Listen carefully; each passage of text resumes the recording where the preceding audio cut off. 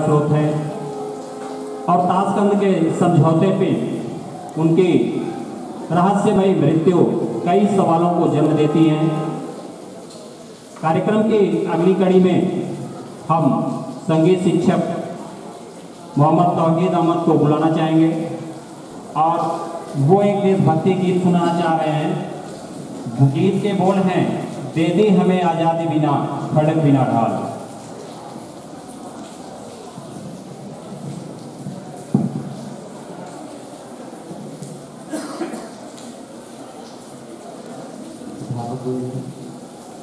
बच्चों, सबसे पहले सबको मेरा नमस्कार। दीदी हमें आज़ादी बिना खड़क बिना डाल मैं गाने जा रहा हूँ, इसको आप लोग सुनिए और इसी तरह से स्कूलों के प्रोग्रामों में आप लोग गाने की तैयारी भी कीजिए।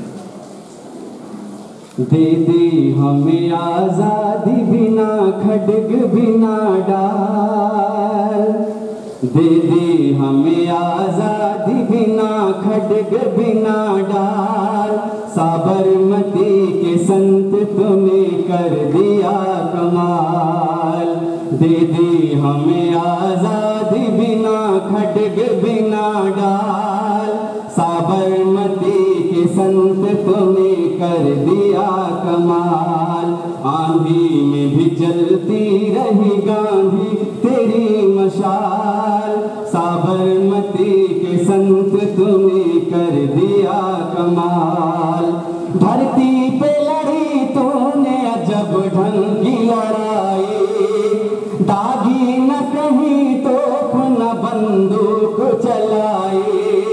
दुश्मन के किले पर भी न की तूने चढ़ाई, वहारे फकीर खूब करामात दिखाई।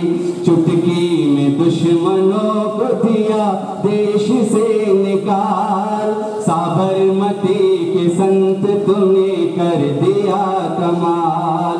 दे दी हमें आज़ादी बिना खड़क बिना डाल, साबरमती के संत तूने कर दिया कमाल।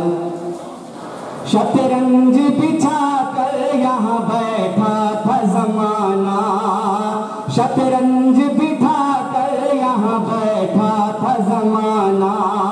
लगता था कि मुश्किल है फिरंगी को भगाना, लगता था कि मुश्किल है फिरंगी को भगाना। टक्कर थी बड़े जोर की दुश्मन भी थताना, पर तू भी था बापू बड़ा उस्ताद पुराना। मारा वो कस के दांव के उल्टी सभी की चाल, साबरमती के संत तूने कर दिया कमाल।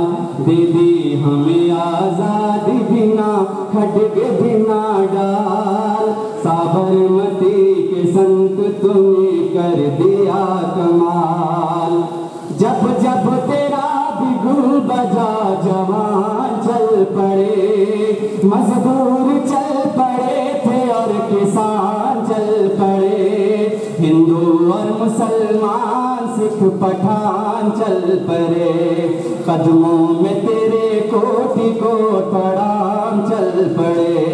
फूलों की सेज छोड़ के दौड़े जवाहरलाल, फूलों की सेज छोड़ के दौड़े जवाहरलाल। साबरमती के संत तूने कर दिया कमाल। दे दी हमें आज़ादी बिना खड़क बिना डाल, साबरमती के संग तूने कर दिया कमाल।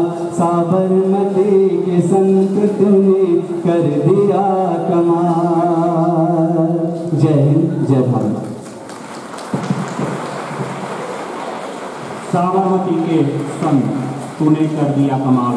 वास्तव में महात्मा गांधी जी अपने व्यक्तित्व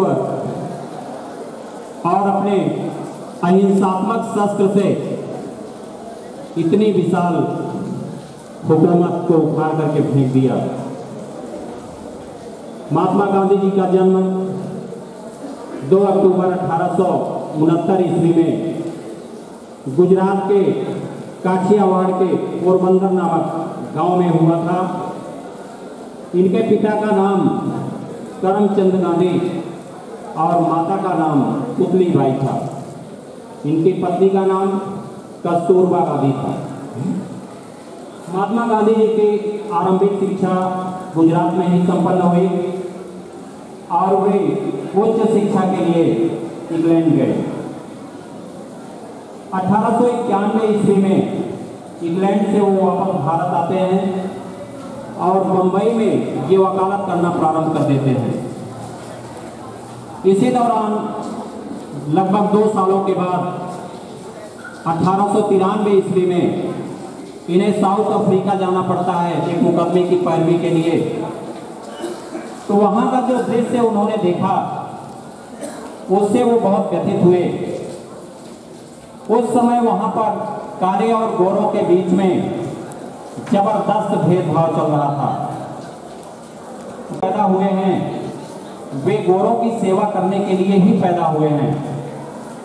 तो महात्मा गांधी जी को ये बात काफी चुभी और उन्होंने इस सामाजिक कुप्रथा को वहां से समाप्त करने का निर्णय लिया और साउथ अफ्रीका में इन्होंने आंदोलन करना प्रारंभ कर दिया। वहां की क्रूर शासन सत्ता ने गांधी जी को जेल में डाल दिया, लेकिन जेल में रहते हुए भी इन्होंने अपने आंदोलन को बंद नहीं किया, बल्कि वो जारी रखे और मजबूर होकर के साउथ अफ्रीका की सरकार को गांधी जी को छोड़ना पड़ा। 1915 ईस्वी में जब महात्मा गांधी जी भारत वापस लौटे तो प्रारंभ में जो ब्रिटिश हुकूमत हमारे देश में चल रही थी, गांधी जी उनको बुरा नहीं मानते थे। वो कहते थे कि अंग्रेज हमारे साथ इतना भी गलत नहीं करेंगे जितना कि लोग कहते हैं। लेकिन जल्द ही गांधी जी की ये विचारधारा उनकी टूट गई। ये भ्रम जो उन्होंने पाल रखा था ये टूट गई और अंग्रेजों ने रॉलेट एक्ट पारित कर दिया। यह वह एक्ट था जो कि सिर्फ शक के आधार पर कि कोई भारतीय क्रांतिकारी हो सकता है या क्रांतिकारी गतिविधियों में वो शामिल है, सिर्फ इतना सोच लेने से शक के आधार पर उन्हें गिरफ्तार करने का ये कानून था।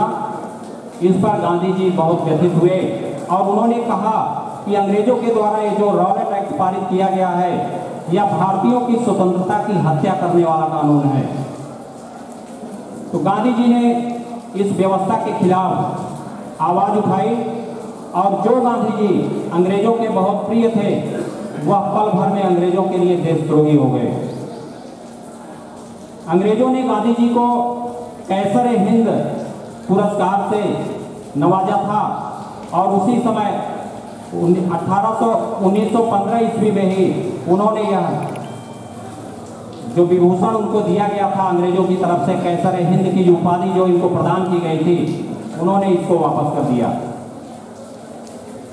ठीक इसके 4 सालों के बाद यानी कि 1920 ईस्वी में गांधी जी ने असहयोग आंदोलन चलाया और उस आंदोलन ने भारतीय शासन की नींव को हिला करके रख दिया। इसके बाद गांधी जी ने बहुत सारे कार्यक्रम चलाए, सविनय अवज्ञा आंदोलन, फिर दांडी यात्रा उन्होंने किया जो अंग्रेजों ने नमक कानून बना करके प्रतिबंधित कर दिया था कि नमक कोई नहीं बना सकता है। उसके खिलाफ महात्मा गांधी जी ने साबरमती आश्रम से लेकर के दांडी तक 240 मील की दूरी थी और पर डे वो 10 मील चला करते थे और उनके चलने का एक उद्देश्य था कि ज़्यादा से ज़्यादा लोग उनको सुनने के लिए आते थे और गांधी जी चाहते भी यही थे कि अधिक से अधिक लोग हमारी बातों को सुने और अधिक से अधिक हमारी बातें जो है पूरे देश में फैले। इसलिए वो एक नियम बना लिए थे कि एक दिन में वो 10 मील चलेंगे और जहां वो रुकेंगे वहीं वो अपनी सभाओं को संचालित करेंगे। तो इस तरह से गांधी जी ने दांडी पहुंच करके नमक कानून को तोड़ा।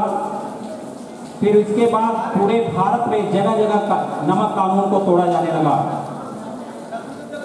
इसके उपरांत गांधी जी ने एक और आंदोलन चलाया, नाम था जिसका अंग्रेजों भारत छोड़ो। तो गांधी जी ने अपने जीवन काल में उन्होंने कभी भी हार नहीं माना। उन्होंने अहिंसात्मक ढंग से जो भी किया उन्होंने अहिंसात्मक ढंग से किया, हिंसा में उनका विश्वास नहीं था। तो इस तरह से सायंकालीन सभा में जाते हुए 1930 ईस्वी में एक कट्टर हिंदू नाथूराम गोडसे के द्वारा उनकी हत्या कर दी जाती है। इस तरह से अहिंसा का पुजारी, विश्व को शांति और एकता का संदेश देने वाले नाथूराम गोडसे के द्वारा इनकी हत्या कर दी जाती है। और इनकी हत्या इस बात का संकेत देती है कि सिर्फ गांधी जी की हत्या नहीं हुई, बल्कि भारतीय राजनीति में एक नीच की हत्या हो गई थी। और कार्यक्रम की अगली कड़ी में संस्कृत प्रवक्ता श्री मधुरेंद्र जी एक देशभक्ति गीत सुनाएंगे। देवी हमें जहाँ डाल डाल पर सोने की चिड़ियाँ करती हैं बसेरा, और वह गीत ये संस्कृत में सुनाएंगे। तो मैं मधुरेंद्र जी से आग्रह करता हूँ कि वो आए।